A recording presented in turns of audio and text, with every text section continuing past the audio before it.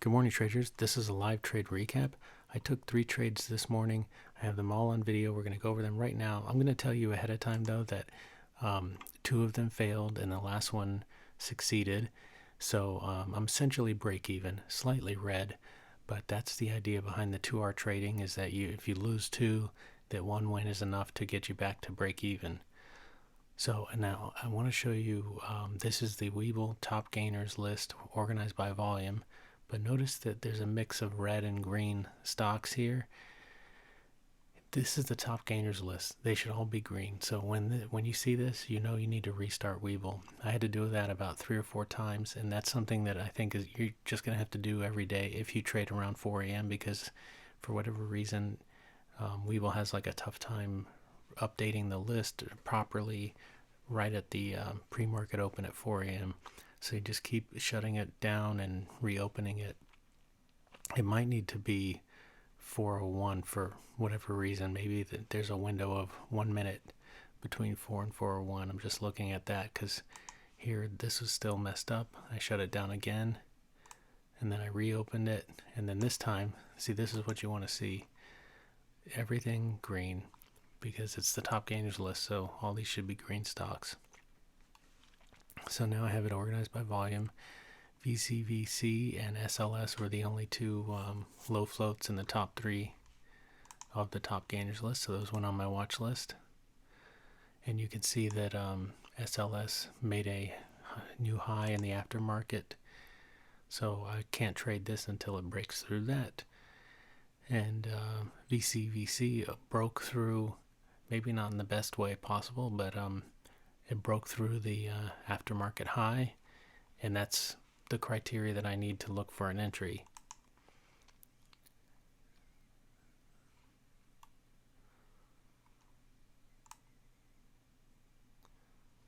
So now I'm just waiting for the pullback. So basically this isn't the cleanest price action by any means, but I'm trying to get away from subjective choices. Just if the stuff meets my criteria, then I take a trade, and if it goes in my favor, great. If it stops me out, that's fine too. So this is the way I'm looking at it. Here's point A, B, and now it's in C, and now I'm just waiting for signs of a reversal, which would be the first 1 minute candle to make a new high. And this is an interesting trade, actually. Okay, so see right here, I'm hovering over this candle. The high is 585, so I'm looking for 586 to get in. Keep an eye over here. Happens real fast. So there's 589. So this is when I trigger my hotkeys. You should see a flash on the screen right there.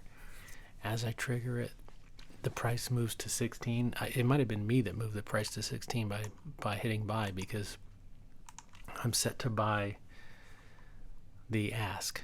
So the ask, let's see if the ask, yeah, the ask is 16 at this point.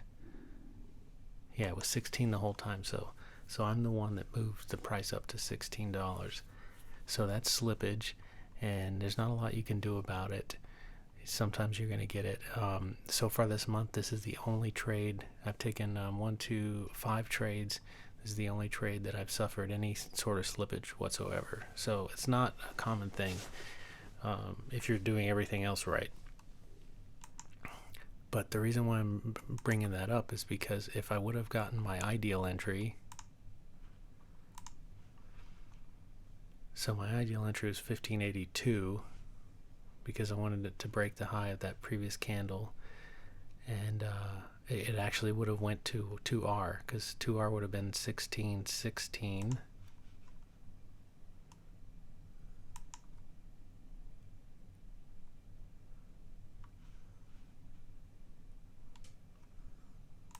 I just want to see one thing. Yeah.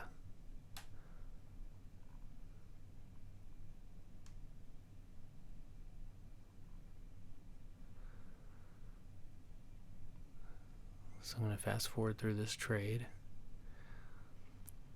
So I never put my 2R order out there right away unless the price gets considerably above my entry. There it did. You can see it gapped up there, so I got my order out right away just in case it came up and hit my target. Now it's coming back down, so I cancel the order because I need to be ready to stop out. But actually, I wanted to show you that was, it hit 2R, I think on this candle even, definitely on this candle, if I would have gotten my ideal entry. So this would have been a successful 2R trade, and I would have been done trading for the day. So kind of interesting. It would have only been, let me see, 16 cents plus, what is that, another 18 cents, 34 cents times 3, I can't think right now. It's about $1, we'll say. So it would have been a small win, but when the stocks are this price and the risk was low, that's all you're going to get.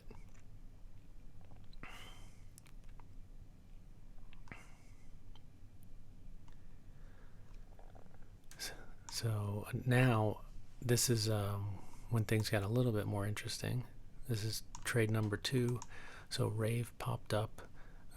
It was number 2, I think, or 3 in volume at this point. So I pulled it on my watch list. Obviously, it's running up really hard, and there was no previous resistance or broke through it. So it's definitely something to watch.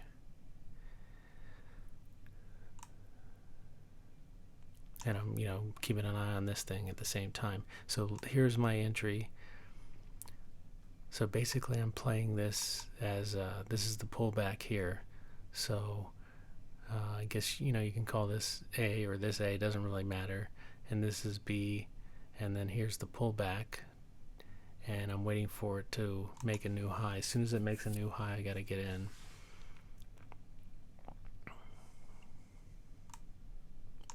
So there it hits 195, which was 1 cent higher. I got filled exactly where I wanted to. Now I kind of changed the trade idea on this trade halfway through, because here the stop loss was like 174. So that's like 21 cents on a stock of this price range. That's pretty high risk because that's over 10%. I didn't actually even get a chance to put that in the 2R calculator during the trade, but I did put it in after, just to show you this would have been the risk. And so that's, the higher the risk, or the bigger this percent number, the less likely the trade is to work out. So not too far into this trade,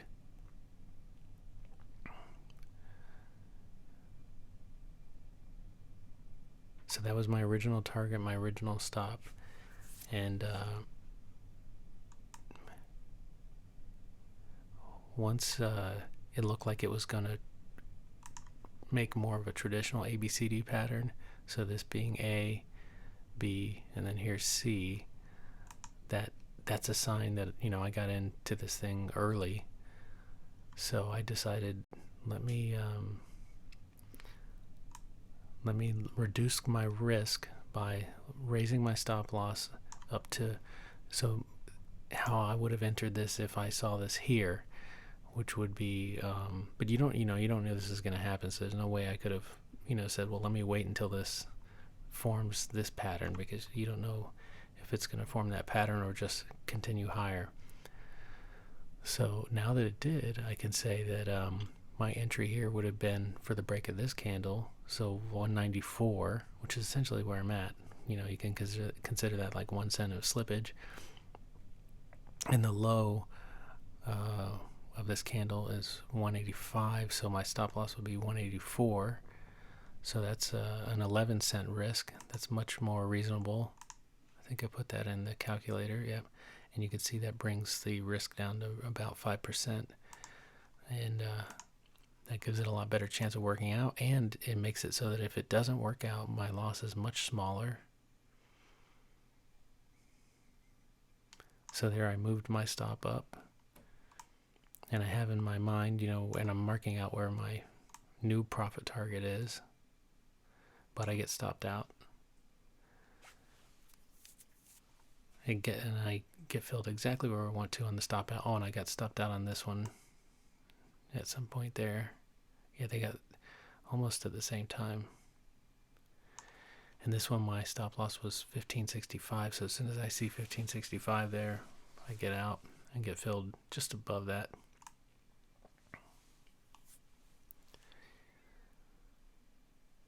All right, so now at this point, so I've taken 2 trades. I'm allowed to take 3. So I can take 1 more trade. And at this point, VCVC, excuse me, was no longer in the top 3 volumes, so it has to come off my list. So I removed it, and then now I'm watching RAVE for the next entry. So now, this is, again, it's like forming a different ABCD pattern because this one failed. So now you can look at it A, B, and then all of this as C. As long as it doesn't come down below point A, I can still trade it. That's my criteria. So basically the first entry was a fake out. The second entry that I didn't take, I just kind of updated my order to look like I took that one,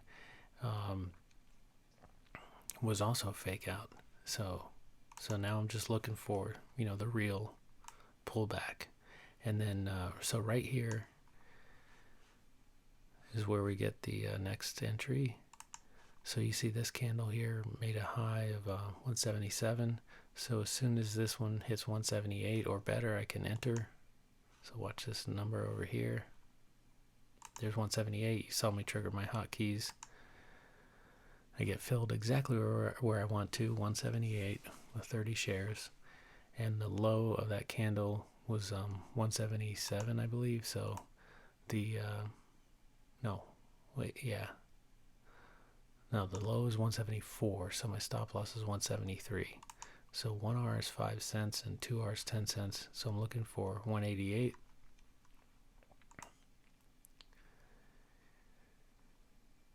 So I get the order ready, but I don't put it out because it's still chopping around and I need to be ready to stop out if I have to. Okay, now let's just see this in real time. It gaps up there to 177, even 190. And I put out my sell order at 188.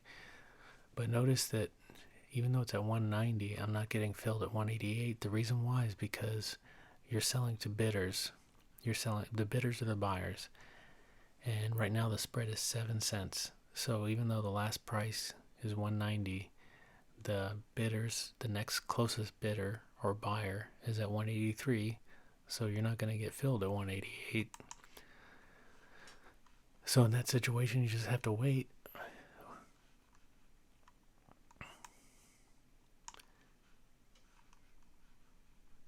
So notice the price came down, but the bid went up, 184.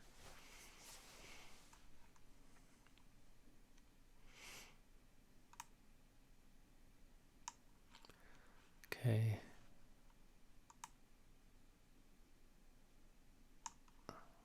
Should be getting close now.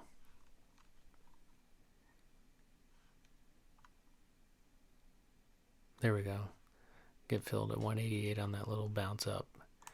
And I don't think this thing went much higher. Because I did contemplate, well, what if I would have kept that original order?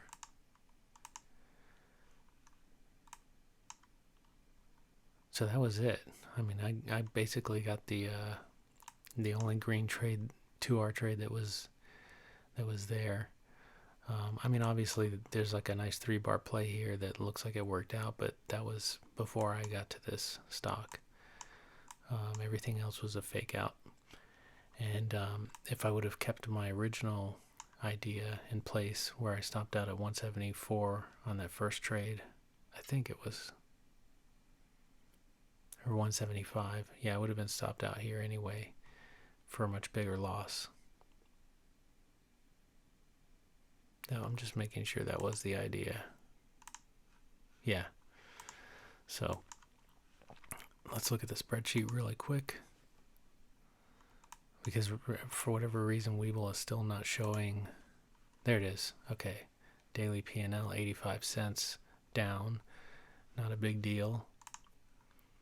Could have been a lot worse, and that's the only reason it isn't is because of my 2R trading and trading strictly to my plan.